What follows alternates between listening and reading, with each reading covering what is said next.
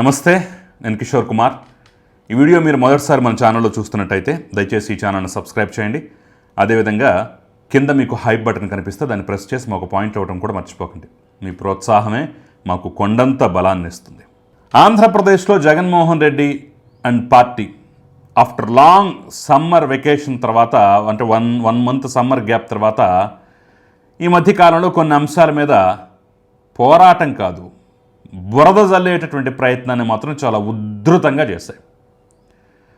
ఎంత ఉధృతంగా అంటే దీని వెనుకున్నటువంటి కారణాలేంటి, దీని వెనుకున్నటువంటి కథ ఏంటి అనేటటువంటి అంశం తెలుసుకోవటం కూడా కష్టమయ్యేటటువంటి రీతిలో పెద్ద ఎత్తున ఈ బురద జల్లుడి కార్యక్రమానికి అయితే శ్రీకారం చుట్టారు. అంటే సమ్మర్ వెకేషన్, సమ్మర్ గ్యాప్లో ఒక నెల లండన్ పర్యటన పోయి వచ్చి రిలాక్స్ అయి వచ్చిన తర్వాత మొదలెడదామా అన్నట్టుగా అయితే దండయాత్ర మీద దండయాత్ర చేస్తున్నారు. అయితే మరీ దారుణమైనటువంటి అంశం ఏంటంటే డిఎస్సి మీద వాళ్ళు చల్లుతున్నటువంటి బురద, డిఎస్సి మీద వాళ్ళు వేస్తున్నటువంటి రాళ్ళు, డిఎస్సి మీద వాళ్ళు కక్కుతున్నటువంటి విషం చూస్తుంటే సగటు పౌరుడికైతే నిజంగా కంపనం పుడుతోంది, కడుపు మండిపోతుంది. ఇంత దారుణమా, ఇంత దుర్మార్గమా, ఇంత చండాలమా? చేయొచ్చు, తప్పులుంటే ప్రశ్నించవచ్చు, విమర్శించవచ్చు, ఏమైనా చేయొచ్చు, కానీ ఇంత దారుణంగా వక్రీకరణ చేయటమా, ఇంత దుర్మార్గంగా వ్యవహరించడం అనేటటువంటి ఒక అంశం అయితే జీర్ణించుకోలేకపోతున్నాను. ఎందుకు ఈ మాట చెప్తున్నానంటే ఒక చిన్న వీడియో క్లిప్ చూపిస్తాను నేను. ఆ వీడియో క్లిప్లో ఆ మహిళ మాట్లాడినటువంటి మాటలు, ఆ మహిళ యొక్క ఆవేదన ఒక్కసారి మీరు గమనించి ఆవిడ ఏం మాట్లాడిందో ఒక్కసారి అర్థం చేసుకొని, ఆ బాధను మీరు ఒక్కసారి అర్థం చేసుకుంటే మీకే ఈ అంశం మీద ఎవరి తప్పు ఎవరిది ఒప్పు ఏంటి అనేది కూడా చాలా క్లారిటీగా అర్థమయ్యేటటువంటి పరిస్థితి ఉంటుంది. ఒకసారి ఆ క్లిప్ చూడండి మీరు. 2024లో తెలుగుదేశం ఎప్పుడు వచ్చిందో అప్పుడే నాలో నమ్మకం వచ్చింది. డిఎస్సి వస్తుందని నాకు నమ్మకం వచ్చింది. బాబు వచ్చాడు, జాబ్ గ్యారెంటీగా వస్తుందని అనుకున్నాను. అతను ఫస్ట్ సంతకం డిఎస్సి మీద పెట్టగానే నేను అమన్గా తెలిపాను, పిల్లలు వదిలేసి వెళ్ళిపోయాను అనమాట. ఆ రోజు జూలై 19 అనుకుంటాను ఫస్ట్ బ్యాచ్ స్టార్ట్ చేశారు. 18 నైట్ పడుకున్నాను. పిల్లలిద్దరు అటువైపు ఒకరు ఇటువైపు ఒకరు, ఏడుపు. పిల్లల జాబా అన్నిట్లోనే ఫస్ట్ వచ్చాను, కానీ నిరుద్యోగంగా ఉన్నాను. ఏంటి నా పరిస్థితి? పిల్లలు చూసుకోవాలా, జాబ్ చూసుకోవాలా అనిపించింది. అయినా ఏం పర్వాలేదు, నా పిల్లల కోసమే నేను ఒక్క సంవత్సరాన్ని సాక్రిఫైస్ చేస్తే వాళ్ళకి జీవితాన్ని ఇవ్వచ్చు అని అనుకొని నేను అమన్గా వెళ్ళిపోయాను బ్యాగ్ పట్టుకొని. 2024 జూన్ 19 నుంచి 2025 జూలై 19 వరకు కూడా నాకు పెళ్లి రోజు లేదు, పుట్టినరోజులు లేవు, పండుగలు లేవు, ఏమీ లేవు. అంత కష్టంగా అక్కడ నుండి చదివాను నేను. చూశారు కదా, ఇది ఆ ఒక్క మహిళ బాధ మాత్రమే కాదు, అలాంటి అనేక మంది బాధ, అలాంటి అనేక మంది ఆవేదన, అలాంటి అనేక మంది ఈ చల్లుతున్నటువంటి విషం, ఈ యొక్క విష ప్రచారాన్ని తట్టుకోలేక వ్యక్తం చేస్తున్నటువంటి వాళ్ళలో పొంగుకొస్తున్నటువంటి దుఃఖం తాలూకు ఛాయ. ఆ మహిళ చెప్పింది కదా, సంవత్సరం పాటు పిల్లల్ని కూడా వదిలేసి, పిల్లల ఉద్యోగ భవిష్యత్తు, పిల్లల వారికి అద్భుతమైన జీవితం అంటే ఒక సంవత్సరం పాటు పిల్లల్ని తల్లిదండ్రులకో భర్తకో అప్పగించి తాను అహోరాత్రాలు కష్టపడి బ్యాగ్ వేసుకొని అవినిగడ్డ సెంటర్కి వెళ్ళి అహోరాత్రాలు కష్టపడి ఒక యజ్ఞంలాగా, ఒక తపస్సులాగా భావించి చదువుకొని డిఎస్సి రాసి ఈరోజు జాబ్ కొడితే ఇంక వీళ్ళు డబ్బులు పెట్టి కొనుక్కున్నారని, పేపర్ లీక్ అయిందని, అజ్జేశారని, ఇజ్జేశారని, కావలసిన వాళ్ళకి ఇచ్చుకున్నారని, వాళ్ళకి ఇచ్చుకున్నారని, వీళ్ళకి ఇచ్చుకున్నారని చెప్పేసి అన్యాయంగా దుర్మార్గంగా ఒక ప్రచారం చేస్తుంటే వాళ్ళకు దుఃఖం రాదా? వాళ్ళ కడుపు మండదా? వాళ్ళకి ఆవేదన రాదా? అదే ప్రయత్నం చేస్తున్నారు ఇప్పుడు. అలాంటి కేవలం ఒక్క మహిళ కాదు, అలాంటి కొన్ని వందల మంది, కొన్ని వేల మంది తల్లుల యొక్క ఆవేదన, కొన్ని కుటుంబాల యొక్క ఆవేదనే ఆ వీడియోకి ప్రతిరూపం అనమాట. పోనీ వీళ్ళు చేసేటటువంటి విమర్శల్లో, వీళ్ళు చల్లేటటువంటి బురదలో ఏమైనా ఎక్కడైనా కాస్తైనా నిజాయితీ ఉందా, కాస్తైనా లాజిక్ ఉందా అంటే ఏమీ ఉండవు. నేను వాళ్ళు చేస్తున్న ప్రచారంలో ముచ్చటకు ఒక 3 పాయింట్లు మాత్రమే చెప్పేటటువంటి ప్రయత్నం చేస్తాను.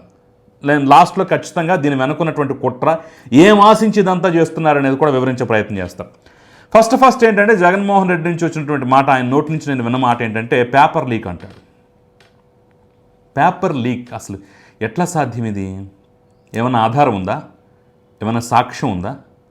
నిన్నగాక మొన్న నీట్ పేపర్ లీక్ అయింది. అది ఎలా లీక్ అయింది, ఎవరు చేశారు, ఏ ప్రాంతంలో లీక్ అయింది, ఎలా దాన్ని చేయాలనుకున్నారని చెప్పేసి పూర్తి వివరాలు, పూర్తి సమాచారం అనేది భారత ప్రభుత్వం దగ్గర ఉన్నాయి. ఆ లీక్ చేసినోడు ఆ గ్యాంగ్ను ఆ వ్యవహారాన్ని మొత్తాన్ని అందరినీ పట్టుకొని ఈరోజు జైల్లో కూడా పెట్టారు. అలాంటి పరిస్థితి మరి ఉందా? డిఎస్సి పేపర్ లీక్ అయింది అని చెప్పడానికి అట్లాంటి అద్భుతమైన ఆధారం ఉందా? ఎవరు లీక్ చేశారు అనేదానికి మీ దగ్గర సమాచారం ఉంది, ఫలానా అధికారి లేదంటే ఫలానా వ్యక్తి, ఫలానా గ్యాంగు, ఫలానా దుర్మార్గుడు చేశాడని చెప్పడానికి ఏదైనా ప్రబలమైనటువంటి సాక్ష్యం ఉందా? లేదు. నోటికొచ్చింది వేస్తాం, మేము బురదేస్తాం, చల్లతాం విషయం అని చెప్పేసి. అసలు ఇది కంప్యూటర్ బేస్డ్గా జరిగినటువంటి టెస్ట్ అనే సంగతి మీకు తెలుసా? సూటి ప్రశ్న ఇది.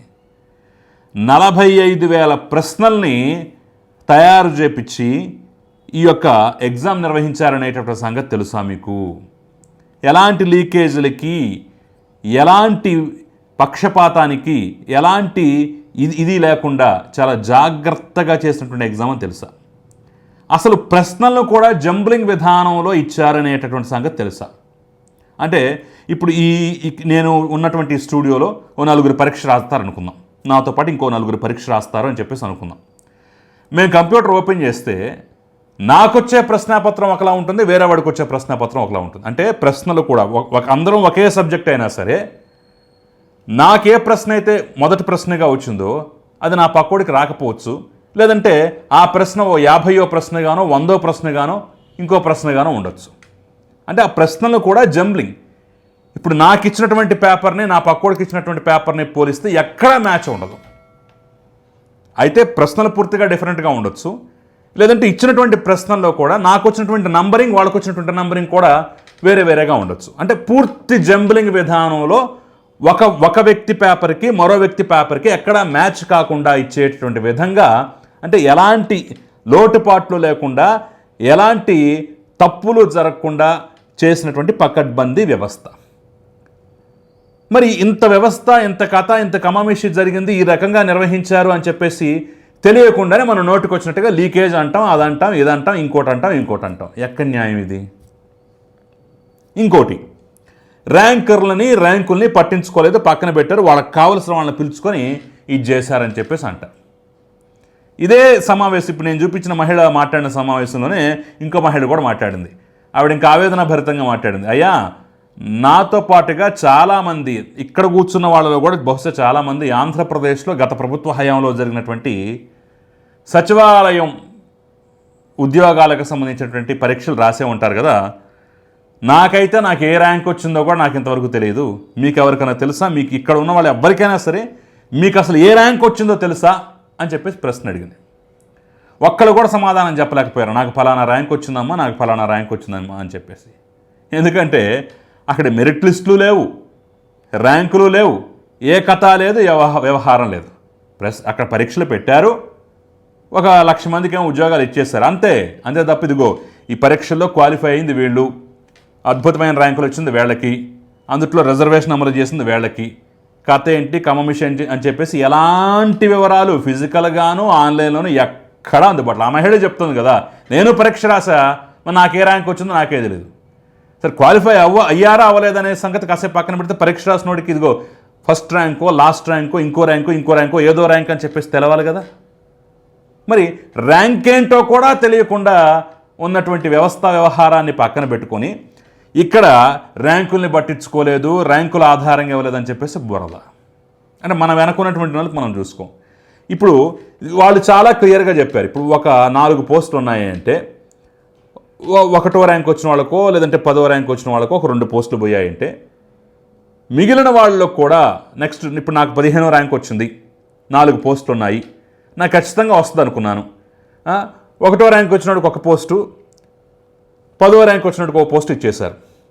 మిగిలిన 2 పోస్టుల్లో ఏదైనా 1 పోస్ట్ నాకు వస్తుంది అనుకున్నప్పుడు రాకపోవచ్చు. ఎందుకంటే అక్కడ మహిళా కోటా ఉండొచ్చు, స్పోర్ట్స్ కోటా ఉండొచ్చు, వికలాంగ కోటా ఉండొచ్చు, లేదంటే ఆ క్యాస్ట్కి సంబంధించింది, అది బీసీకి రిజర్వ్ చేసిందా, ఎస్సీకి రిజర్వ్ చేసిందా, ఎస్టీకి రిజర్వ్ చేసిందా, బీసీలో కూడా బీసీబీయా, బీసీసీయా, బీసీఈయా, ఇట్లా రకరకాల కేటగిరీలు ఉంటాయి. వాటి ఆధారంగా మిగిలిన 2 పోస్టులు కూడా హారిజంటల్ రిజర్వేషన్ విధానంలో ఫిల్ చేసేయచ్చు. అసలు ఆ హారిజంటల్ రిజర్వేషన్ ఆ వ్యవహారం ఏంటి అనేది కూడా మనం తెలియకుండా, దాని గురించి ఏమాత్రం అవగాహన లేకుండా, పట్టించుకోకుండా ర్యాంక్ వచ్చింది ఇవ్వలేదు.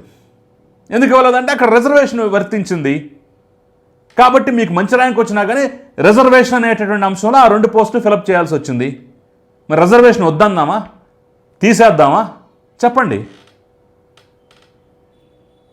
ఇక స్పోర్ట్స్ కోటా మీద విమర్శలు, వ్యంగ్యాలు. పేరు నాని అంటాడు పేకాట ఆడేవాడికి కూడా పేకాట అనేటటువంటి దానికి కూడా ఇచ్చారు. బ్రిడ్జ్ గేమ్ అనేదానికి పేకాట అనేదానికి తేడా తెలియకుండా మాట్లాడుతుంటారు. మళ్ళీ వీళ్ళు గత ప్రభుత్వ హయాంలో మంత్రులుగా వెలగబెట్టినటువంటి మహానుభావులు. సిగ్గుపడాలి, నిజంగా సిగ్గుపడాలి. ఏ స్పోర్ట్స్కి ఈ కోటాలో చోటు ఇవ్వాలి అనేది ఆంధ్రప్రదేశ్ ప్రభుత్వం నిర్ణయించేది కాదు. భారత ప్రభుత్వమే ఇలాంటి పోటీ పరీక్షలు కానీ, ఉద్యోగం అంశంలో కానీ, చదువుల అంశాల్లో కానీ, మిగతా విషయాల్లో కానివ్వండి, స్పోర్ట్స్ కోటా అనేదాన్ని వర్తింప చేయాలనుకున్నప్పుడు వాళ్ళకు లిస్ట్ ఇస్తారు. ఆ లిస్టే తీసుకొచ్చి ఇక్కడ పెట్టుకోవాలి. కాకపోతే ప్రాధాన్యత క్రమాలు ఏమన్నా రాష్ట్రానికి మారుతూ ఉండొచ్చు. ఇప్పుడు ఈ బ్రిడ్జ్ గేమ్ అనే దానికి కొన్ని రాష్ట్రాల్లో 10వ ప్రాధాన్యత, 15వ ప్రాధాన్యత, 20వ ప్రాధాన్యత ఇచ్చినటువంటి సందర్భాలు కూడా ఉన్నాయట. ఆంధ్రప్రదేశ్లో మరి దాని గురించి పెద్దగా ఎవరికి తెలియదు కాబట్టి, లేదంటే దానికి సంబంధించినటువంటి వాళ్ళు లేరు అనుకున్నారో ఏంటో, ఆ యొక్క బ్రిడ్జ్ గేమ్ అనే అంశానికి 42వ ప్రాధాన్యతల ఇచ్చేశారు. దాదాపు 100 క్రీడలేమో చేర్చినట్టున్నారు. అందులో 42వ నంబర్ని దీనికి కేటాయించారు. విషయం ఏంటంటే నిజంగా పేరు నాని చెప్పినట్టుగా ఈ బ్రిడ్జ్ గేమ్లో ఎవరికైనా ఉద్యోగాలు ఇచ్చారంటే ఎవరికీ ఇవ్వలేదట. ఇవ్వకపోగా ఆ గేమ్ను కూడా వక్రీకరిస్తూ అపహాస్యం చేయటం ఏమన్నా ఉందా? ఇది పేకాట కాదు, అదొక రకమైనటువంటి మైండ్ గేమ్. 2018 ఏషియన్ గేమ్స్ నుంచి దీన్ని ప్రవేశపెట్టారట. మన భారతదేశం తరపున కూడా కొంతమంది గోల్డ్ సాధించారని, కొంతమంది మిగిలిన మెడల్స్ సాధించారని చెప్పేసి కూడా అడపాదడప కొన్ని అక్కడక్కడ వార్తలు కూడా వచ్చాయి. దాదాపు ఒలింపిక్ స్థాయి ఉన్నటువంటి కొన్ని స్పోర్ట్స్ ఈవెంట్స్లో కూడా ఈ బ్రిడ్జ్ గేమ్ ఉంది అని చెప్పేసి కూడా చెప్తూ ఉంటారు. అంటే ఆ మాత్రం అవగాహన లేకుండా, ఆ మాత్రం తెలివి లేకుండా బ్రిడ్జ్ గేమ్ అంటే పేకాట. ఎందుకంటే మనం గతంలో పేకాట ఆడాం, పేకాట క్లబ్బులు నడిపాం, పేకాట క్యాసినోలు చేసాం. సంక్రాంతికి ఏకంగా గోవాని, రకరకాల క్యాసినోలు ఆడే దేశాల్లో ఏ రకంగా ఉంటుందో అలాంటి వ్యవస్థను సెటప్ని ఇక్కడ పెట్టి మరీ చేశాం కదా. ఆ అనుభవమే తోసేయ్ చల్లేయి బురద అన్నట్టుగా. ఏంటిది? ఎంత దుర్మార్గం ఇది! ఇట్లా చెప్పుకుంటూ పోతే అనేక అంశాలు. కొంతమందికి మంచి ర్యాంక్ వచ్చినా కానీ ఉద్యోగం రాలేదనేటటువంటి దాని మీద కొన్ని విమర్శలు ఉన్నాయి. ఆ నవీన్ అనే వ్యక్తికో ఇంకో వ్యక్తికి ఎవరికో, అతను ప్రభుత్వ ఉద్యోగంగా ఉండి ఎన్ఓసి తీసుకోకుండా, అంటే పరీక్ష రాయాలన్నా లేదంటే హైయర్ ఎడ్యుకేషన్కి వెళ్ళాలన్నా సరే ఎన్ఓసి అనేది తప్పనిసరట. అది తీసుకోకుండానే రాశాడు. ఆ తర్వాత రాసినా మాకు ఆ తర్వాత ఆ విషయం తెలిసినా సరే సర్టిఫికెట్ల వెరిఫికేషన్కి కూడా రాలేదు. మరి సర్టిఫికెట్ల వెరిఫికేషన్కి కూడా రానప్పుడు ఎన్ఓసి తీసుకున్నప్పుడు ఎట్లా ఉద్యోగం ఇస్తామని చెప్పేసి విద్యాశాఖ అధికారులు ప్రశ్నిస్తున్నారు. మరి దీనికి ఎవరైనా సమాధానం చెప్తారంటే ఏ సమాధానం లేదు. ఎందుకు ఎన్ఓసి తీసుకోలేదు అంటే సమాధానం చెప్పేవాళ్ళు లేరు, విమర్శలు చేసేవాడు తప్ప. ఎందుకు సర్టిఫికెట్ల వెరిఫికేషన్కి రాలేదంటే సమాధానం చెప్పేవాళ్ళు లేరు. అంటే ఈ రకంగా ఒక్కొక్క అంశం మీద రకరకాలుగా అసలు స్పోర్ట్స్ కోటా ఎందుకు అంటారు, స్పోర్ట్స్ కోటా ఎందుకు అమలు చేయాలి అంటారు. తీసేయండి, కోర్టులు ఏం చేస్తాయి అప్పుడు తెలుస్తుంది.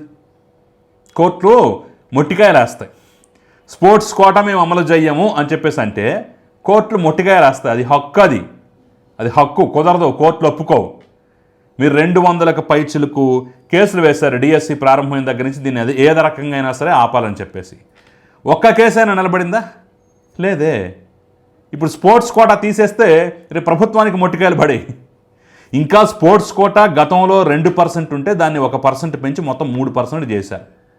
దాదాపు ఒక 300 పైచిలకు మందికి ఈ స్పోర్ట్స్ కోటాలో ఉద్యోగాలు వచ్చాయి. ఆ మాత్రం దానికి 16,000 పైచిలకు పోస్టుల్లో 300 మందికి స్పోర్ట్స్ కోటాలో ఉద్యోగం వస్తే దాన్ని కూడా ఒప్పుకోలేనటువంటి పరిస్థితి. ఏంటి అన్యాయం? ఇంత అన్యాయమా? ఇంత దుర్మార్గమా? ఇక ఇన్ని మాటలు చెప్తున్న వాళ్ళు, ఇన్ని ఆరోపణలు చేస్తున్న వాళ్ళు, రోజు ఇన్ని కథలు పడుతున్న వాళ్ళు, పోనీ ఇంత తప్పులు జరిగాయని చెప్పేసి ఒక కేసు అన్న వేశారా? గ్రూప్ 1 మీద కేసులు పడ్డాయి ఆల్రెడీ. 6 తప్పులు జరిగినాయని చెప్పేసి గతంలో వీళ్ళు ఆరోపించారు. ఆ తర్వాత కేసులు పడ్డాయి. కోర్టు పరిధిలో ఉన్న అంశం. ఈ కోర్టు పరిధిలో ఉన్నటువంటి అంశం తేలేంత వరకు ఎవరికైతే ఉద్యోగాలు వచ్చాయో వాళ్ళని అప్రాధాన్య పోస్టుల్లో పెట్టండి, ప్రాధాన్యత గల పోస్టుల్లో ఇవ్వద్దని చెప్పేసి కోర్టు క్లియర్ డైరెక్షన్స్ కూడా ఇచ్చింది. రేపటి రోజున ఫైనల్ తీర్పు ఏమొస్తుందో తెలియదు. మరి మీరు కూడా అలాగే చేయొచ్చు కదా. 9 నెలలు అయిపోయిన తర్వాత ఇప్పుడు బురజల్లే బదులు కోర్టుకి వెళ్ళొచ్చు కదా, తప్పులు జరిగాయని చెప్పేసి కోర్టుకి వెళ్ళొచ్చు కదా, కేసు పెట్టచ్చు కదా. ఎందుకు గ్రూప్ 1 లాగా ఆ రోజుల్లో మనం హాయ్లాండ్లో పేపర్లు దిద్దిచ్చినట్టు డ్రైవర్లు, ఆటో డ్రైవర్లు, రిక్షా దొక్కునేవాళ్ళు, మన ఇంట్లో పనిచేసేవాళ్ళు, మన ఇంట్లో వంట మనుషులు, వీళ్ళందరం తీసుకొచ్చి పేపర్లు దిద్దిచ్చి వాళ్ళ చేత మార్కులు వేయించలేదు కదా. కాబట్టి కోర్టుకి వెళ్తే మనం పప్పులు ఉడకనేటటువంటి భావన. సో ఇప్పుడు మనం క్లియర్గా మాట్లాడుకోవాలి అంటే దీని వెనుకున్నటువంటి కారణం సుస్పష్టం. కొన్ని లక్షల మంది ఉద్యోగం రాసినటువంటి నేపథ్యంలో, ఈ ఉద్యోగం కోసం పరీక్షలు రాసినటువంటి నేపథ్యంలో ఇప్పుడు ఉద్యోగాలు రానటువంటి వాళ్ళ సంఖ్య కూడా లక్షల్లో ఉంటుంది. కాబట్టి వాళ్ళందరినీ రెచ్చగొట్టి ఏదో తప్పు జరిగిపోయిందని చెప్పేసి ఇచ్చేసి మనం వస్తే దీన్ని క్యాన్సిల్ చేస్తాం, అది చేస్తాం, ఇది చేస్తాం, సిబిఐ దర్యాప్తు చేస్తామని చెప్పేసి నానా హంగామా చేస్తే ఉద్యోగం రానటువంటి వాళ్ళు, ఆవేదనలో ఉన్నటువంటి వాళ్ళు మన వైపుకు తిరుగుతారు. వీళ్ళంతా మనకు ఓటు బ్యాంక్ అవుతారనేటటువంటి ఒక భ్రమ, ఒక ఆకాంక్ష. సరే, ఈ 16,000 మంది ఉద్యోగం వచ్చిందనేటటువంటి కృతజ్ఞతతోటి వీళ్ళు కూటమికి ఓటేస్తారు అనుకుందాం. రానటువంటి వాళ్ళు ఉన్నారు కదా, లక్షల మంది రాస్తారు, 16,000 మందికి ఉద్యోగాలు వస్తాయి, ఎందుకంటే పోస్టులు అన్నీ ఉన్నాయి కాబట్టి. ఆ మిగిలిన వాళ్ళు ఎవరైతే ఉన్నారో వాళ్ళందరినీ తప్పు జరిగిపోయింది, లేకపోతే మీ అందరికి ఉద్యోగం వచ్చేదని చెప్పేసి రెచ్చగొడితే మనకు వాళ్ళు ఓటు బ్యాంక్ అవుతారు. రేపు వీళ్ళ ద్వారా మనం గద్దెనెక్కొచ్చు, వీళ్ళ ద్వారా మనం రేపు లబ్ధి పొందొచ్చు అనేటటువంటి ఒక కుట్రకు మాత్రమే ఇది పరిమితమవుతోంది. వీళ్ళు రేపు వచ్చినా సరే చేసేది ఏమన్నది, రద్దు చేయటం గిద్దు చేయడం అనేది సాధ్యమయ్యేదే కాదు. ఎందుకంటే ఈ దేశంలో న్యాయస్థానాలు ఉన్నాయి, న్యాయ వ్యవస్థ ఉంది. అడ్డగోలుగా ఏదో తప్పు జరిగిపోయిందని చెప్పేసి ఆధారాలు చూపించకుండా నేను క్యాన్సిల్ చేస్తానంటే చట్టం చూస్తూ కూర్చోదు, కోర్టులు చూస్తూ కూర్చోవు. ఎవరికి ఎలా వడ్డించాలో అలా వడ్డిస్తాయి. సో సరైనటువంటి చర్చ జరగకుండా కేవలం బురదకే పరిమితం అవుతున్నటువంటి ఈ అంశం పట్ల మీరేమనుకుంటున్నారు అనేది అయితే నాకు కింద కామెంట్ రూపంలో తెలియజేసే ప్రయత్నం చేయండి. Thank you very much.